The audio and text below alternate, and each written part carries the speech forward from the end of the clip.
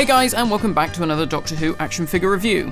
Today I'm taking a look at the final Big Finish B&M exclusive, the War Doctor and Dalek Scientist set. Once again, a huge thank you to Character for sending these over ahead of their release for me to review, so let's begin by taking a look at the packaging. The figures are packaged in this beautiful window box featuring artwork from the Big Finish CD cover, including the image of the War Doctor in the title sequence. Again, there is a gold foil sticker showing that this is a limited edition set, along with a box out telling us which story these figures are based on. On the back there is a brief synopsis of the story, along with more cover art from Big Finish's War Doctor series.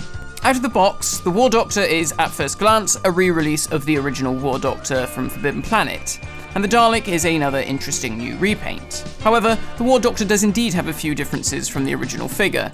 The hair is lighter, more white, and the neck scarf is no longer present.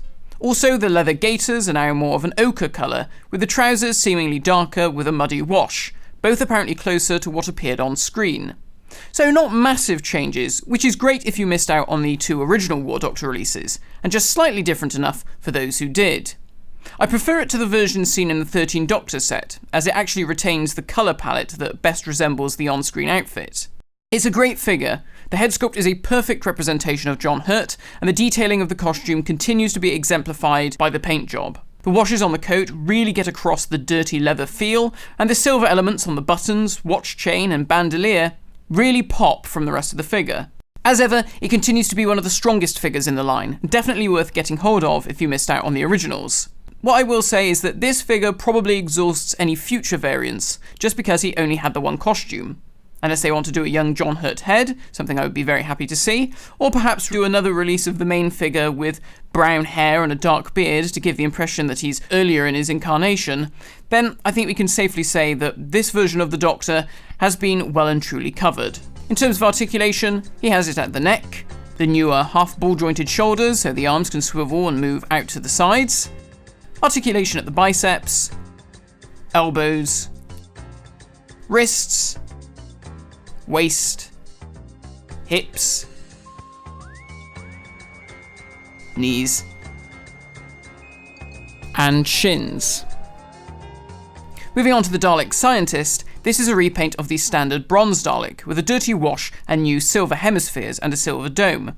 It's a great looking variant, and the dark wash on the dome really picks out the details like the rivets.